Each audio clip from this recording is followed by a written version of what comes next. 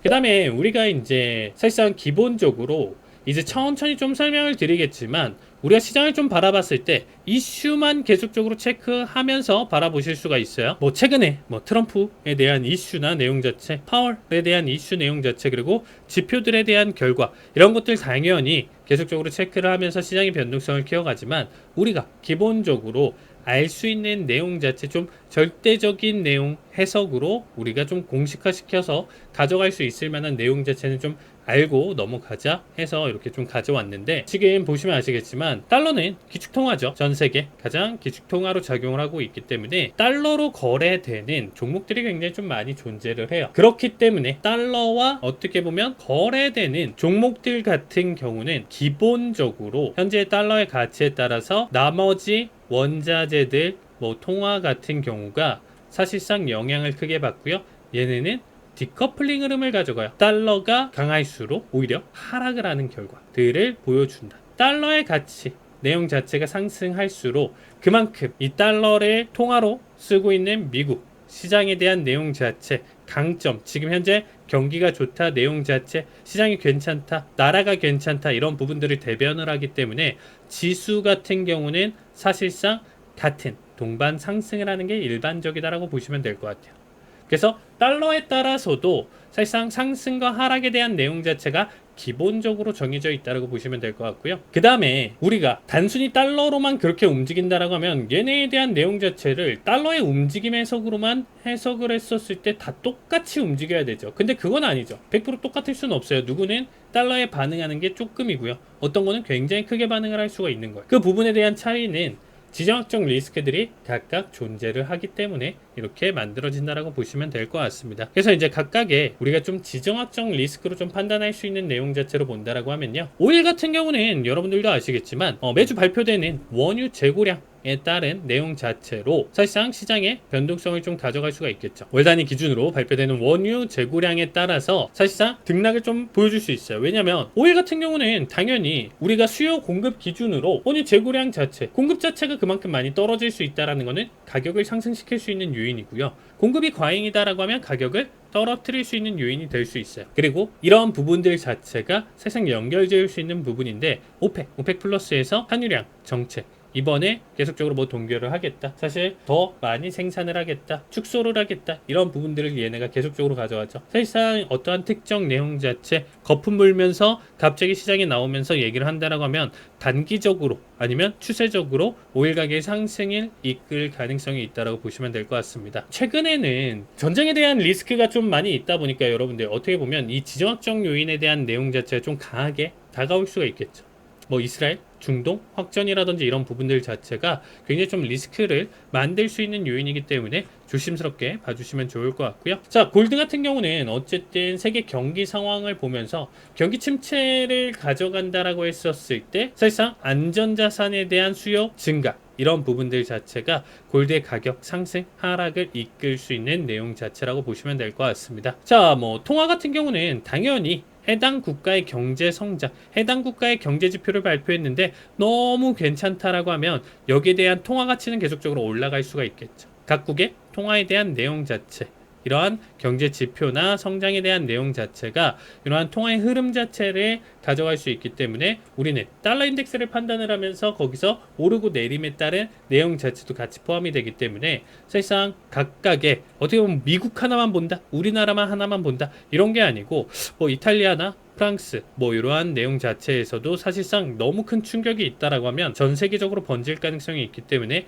이런 부분에서는 통화에 대한 내용 자체 변동성도 굉장히 커질 가능성이 있고요. 이 내용 자체도 포함시키면서 시장을 바라보셔야 된다, 이렇게 보시면 될 것 같습니다. 자, 그 다음에 이제 좀 마지막으로 볼 수 있는 내용 자체는 지수인데, 지수 같은 경우는 장기 국채 금리 자체에 따른 내용에서 상승과 하락을 주도할 수 있죠. 보통 대표적으로 미국채 10년물 같은 경우에 변동성이 뭐 지금 시장이 너무 좋아요. 만약에 이제 미국 시장이 너무 좋아서 계속 이제 하락을 안 그리고 계속 버티면서 상승을 보여주는데, 갑작스럽게 채권 미국채가 15%가 넘고 6%가 넘는다? 이렇게 되면 시장에서 어떠한 지금 현재 뭐 실적 시즌에 어떠한 빅테크에서 좋은 실적을 발표를 하고 뭘 하더라도 의미가 없어요. 그냥 시장은 죽는 상황이죠.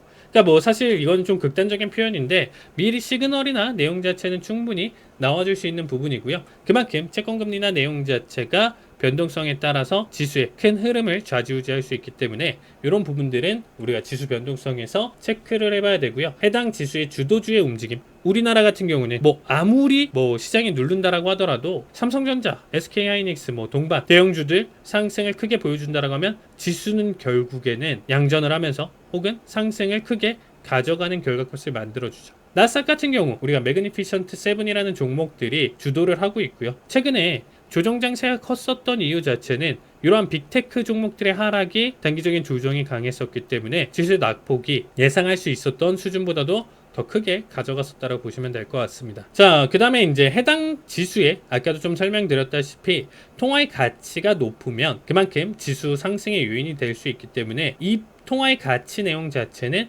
바로 세 번째에서 설명드렸었던 경제 성장, 경제 지표 발표 이런 부분들 통화 정책이라든지 금리의 변동 이런 모든 것들을 포함시키는 내용 중에 하나다라고 보시면 될 것 같습니다. 그리고 이제 국가 정책에 대한 발표에 따라서도 지수의 변동성을 굉장히 크게 키워갈 수 있기 때문에 이번에 대선이 있는 올해 같은 경우는 계속적으로 빅 이벤트들이 계속 놓여져 있기 때문에 변동성을 크게 키워갈 가능성이 높다라고 보시면 될 것 같습니다. 자, 그러면 우리가 상품별 이제 상관관계 내용 자체로 일단은 좀 판단해서 본다라고 하면요. 기본적으로 구리랑 나스닥, 구리 무슨 상관이냐 이렇게 좀 생각하실 수 있는데 구리 같은 경우는 우리가 좀 판단을 해봤을 때 뭔가요? 현재 경기가 좋다 나쁘다를 판단할 수가 있는 거야. 구리 수요가 증가를 한다. 그만큼 기본적인 산업의 가장 초기에 놓여져 있는 기본적인 생산 라인에서 구리 수요가 굉장히 폭증을 한다라는 것은 산업에 대한 내용 자체, 경기 성장에 대한 내용 자체가 굉장히 좋게 판단을 할 수 있고요. 그 부분에 따른 내용 자체가 나스닥에서 바로 100% 커플링으로 이어진다고 보시면 안 돼요. 지금 당장의 내용 자체가 반영되진 않지만 어떻게 보면 좀 선반영에 대한 개념도 같이 놓여져 있다.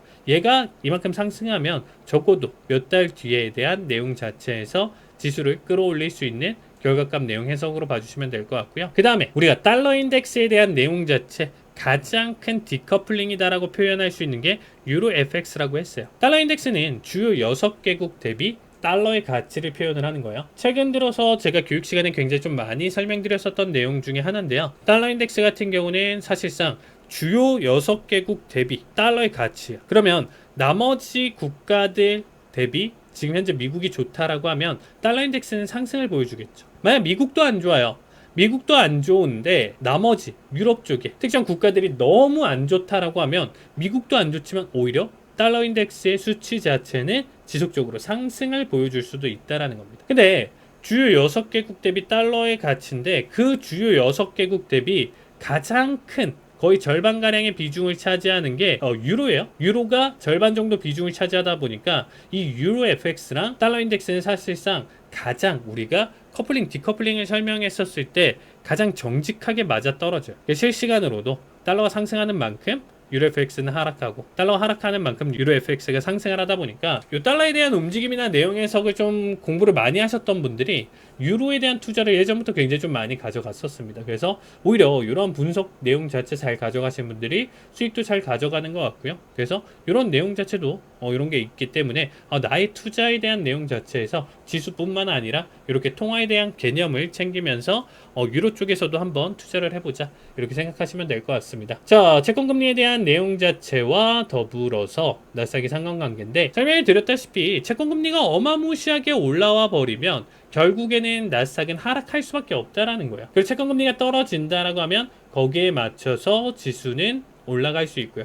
그래서 우리는 대개 일반적으로 디커플링에 대한 흐름인데 지금의 우리가 미국채 10년물 기준으로 본다라고 하면 저는 한 4.7 이상을 안착한다라고 하면 시장은 묻지마 하락을 보여줄 수 있습니다. 근데 4.5, 뭐 4.4, 4.6 여기를 좀 왔다 갔다 하면서 다시금 4 초반, 4.5 중반 이렇게 왔다 갔다 하는 결과값이면 현재 상황에서는 그렇게까지 완벽한 디커플링에 대한 내용 자체를 담아두기 좀 힘들고요. 4.7 이상으로 넘어갔을 때는 확실한 좀 디커플링에 대한 흐름 자체를 받아줄 수 있다. 이렇게 체크를 해주시면 될 것 같습니다. 자, 일단 뭐 마지막으로 달러 인덱스랑 골드인데 제가 말씀드렸다시피 달러 인덱스에 대한 상승이 얘에 대한 통화를 기준으로 가져가는 골드, 오일 산업 원자재들이 사실상 디커플링이 될 수밖에 없어요. 근데 가장 지정학적 리스크를 적게 받는 게 골드다 보니까 그나마 나머지들 대비 달러 인덱스와의 상관관계에서 디커플링 흐름 자체를 조금 더 크게 보여준다라고 보시면 될 것 같습니다. 그래서 골드의 흐름이나 우리가 오일의 흐름, 나스닥의 흐름